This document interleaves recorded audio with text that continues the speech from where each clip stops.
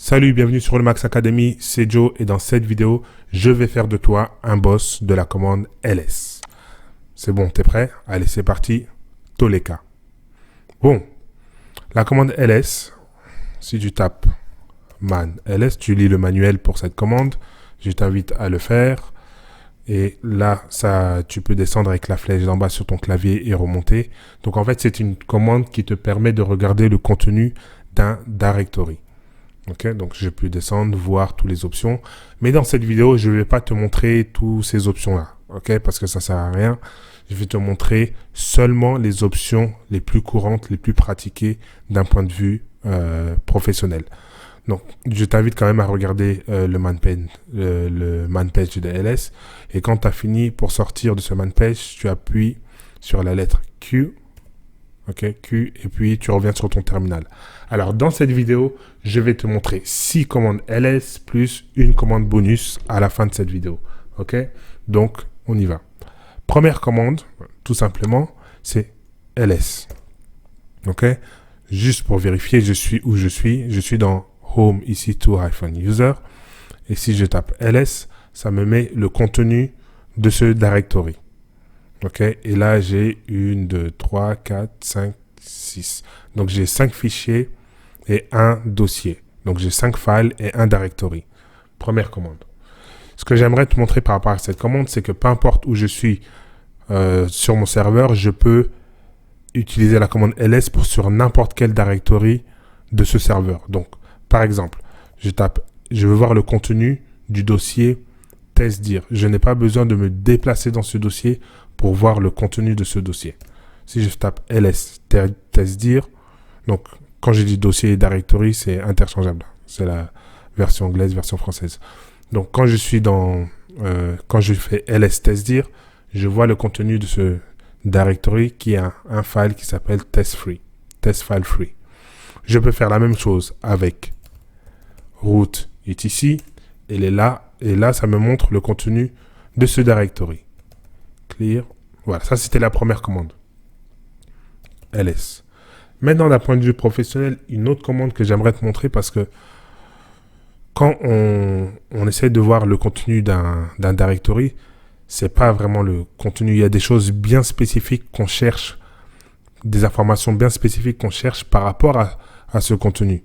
Donc, la première chose, c'est que j'aimerais savoir à qui appartient, qui sont les honneurs et quelles sont les permissions pour chacun des fichiers directory dans EC2-user. Ok?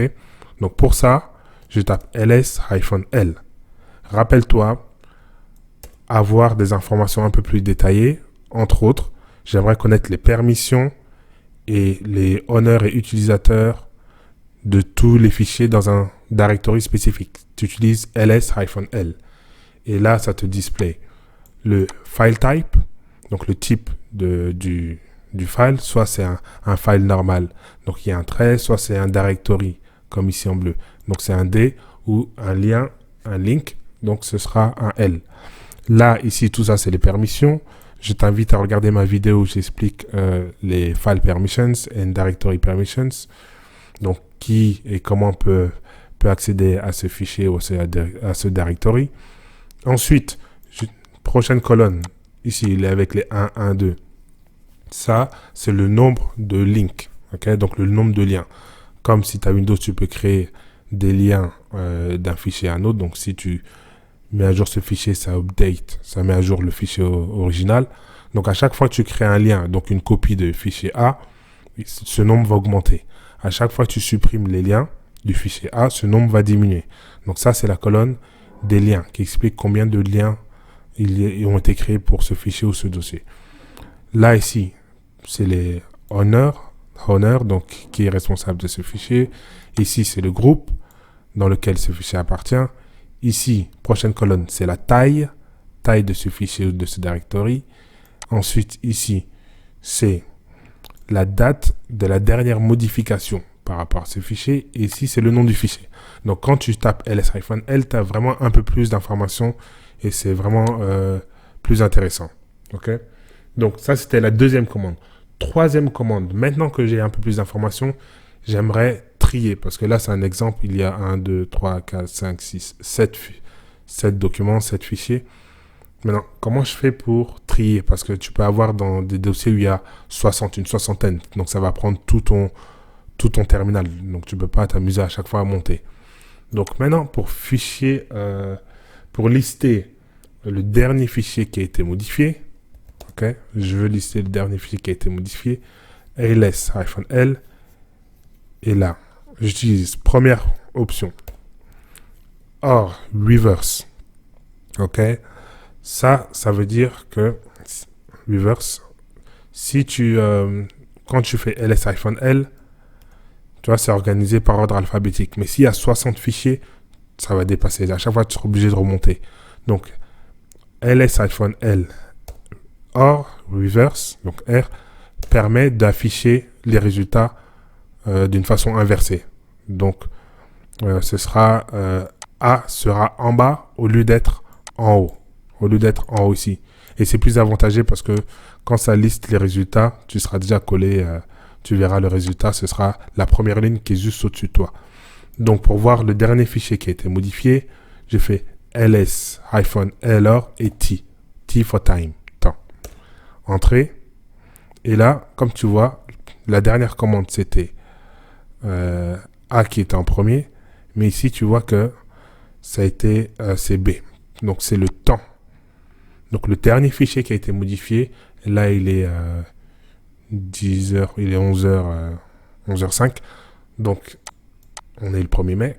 Donc, il y a, ça c'est à 10h49. Ensuite, 10h20, 10h14, 10h03, 9h, et ça c'était le 18 avril. Donc voilà comment tu fais pour lister le dernier fichier qui a été mis à jour, ok, qui a été modifié dans un dossier, dans un directory. Prochaine commande. Là, une fois que je sais quel est le dernier fichier qui a été modifié, il y a une chose que beaucoup de gens aussi oublient, c'est qu'il y a aussi des fichiers cachés sur Linux. Ok. Comment je fais pour lister les fichiers cachés? Donc pour ça, je fais ls-l et là, A. Ok. A. Donc si j'appuie Entrée, et là tu verras qu'on avait à la base 1, 2, 3, 4, 5, 6. On se retrouve avec 1, 2, 3, 4, 5, 6, 7, 8, 9, 10, 11, 12, 13, 14, 15. Donc voilà, les fichiers cachés commencent toujours par un point. Ok, les fichiers cachés commencent toujours par un point. Donc voilà comment tu peux faire la différence. Tous les autres fichiers commencent par leur lettre. Mais ça, voilà, tous ces fichiers cachés, donc par exemple ici, comme on est dans ici sur iPhone User, c'est des fichiers de configuration spécifique à ton utilisateur. Mon user, ici sur iPhone User. Donc voilà comment tu fais pour lister les fichiers cachés. Prochaine commande, qui est la commande numéro 5.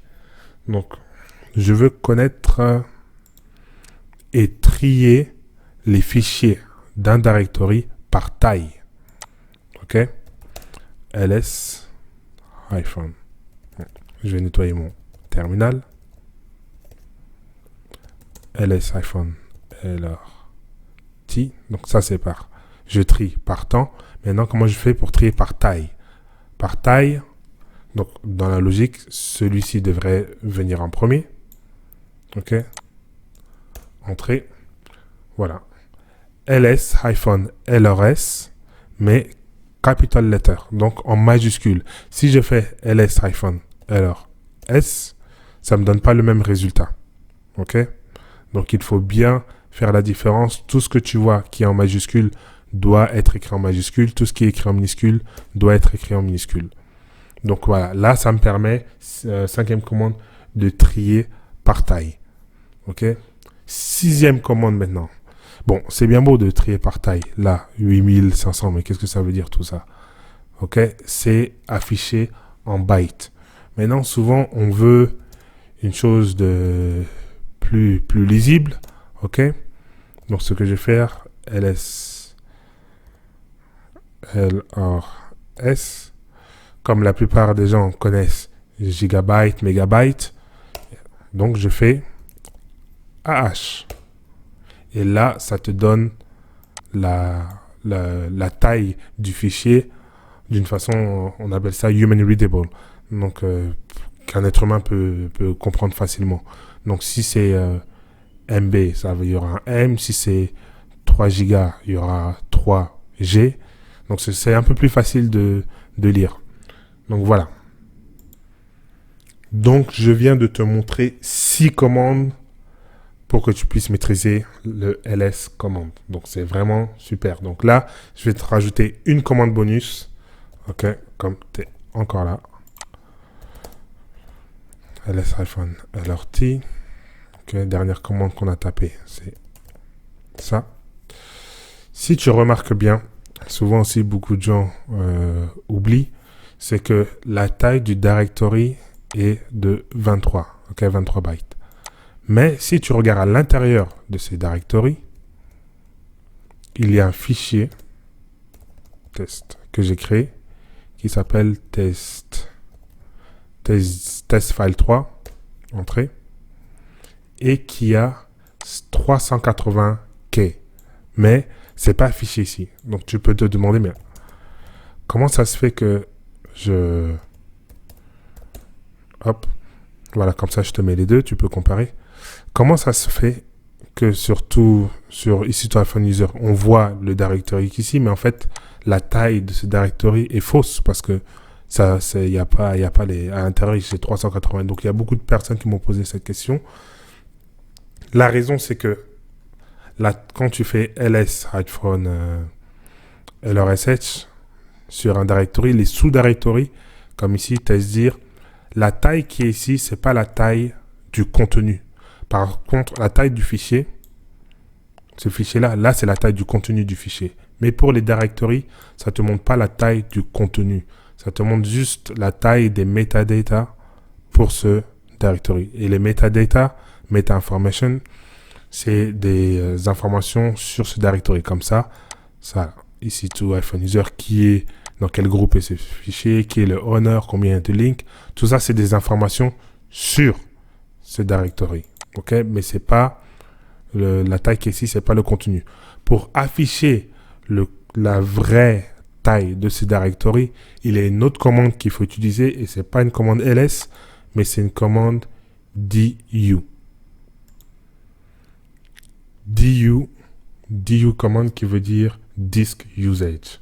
OK? L'utilisation du disque. OK? Donc, j'utilise du. OK? Si je fais du seul, c'est-à-dire, j'appuie entrée, ok, ça te montre la taille du disque.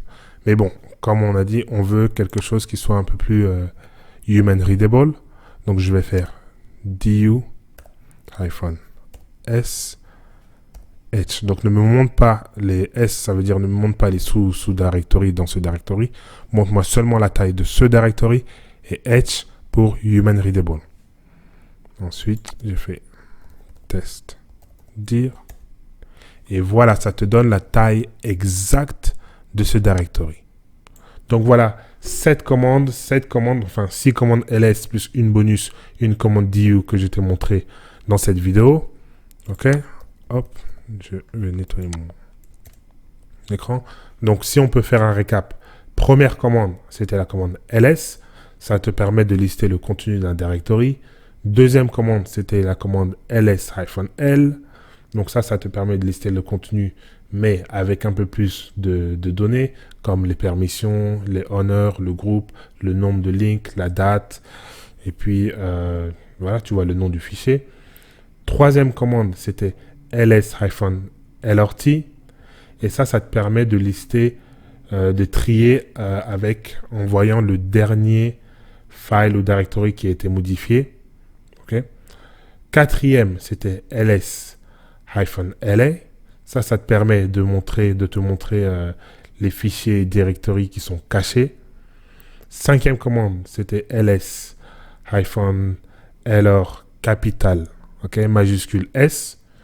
Et ça, c'est pour que tu puisses trier les fichiers, les directories dans ton directory actuel par taille. Tu peux les trier par taille. Sixième commande, ls-lr majuscule S, minuscule H. Et ça te permet de lister, pareil, lister et trier par taille, mais voir la taille dans un meilleur format, un format un peu plus lisible. Et septième commande, quelle était la commande bonus, c'était du-sh. Et ça te permet de lister la taille actuelle, la réelle taille d'un directory. Donc, le contenu qui est dans un directory. Donc, ça te permet de lister la taille exacte d'un directory.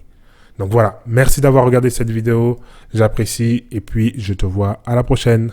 Ciao.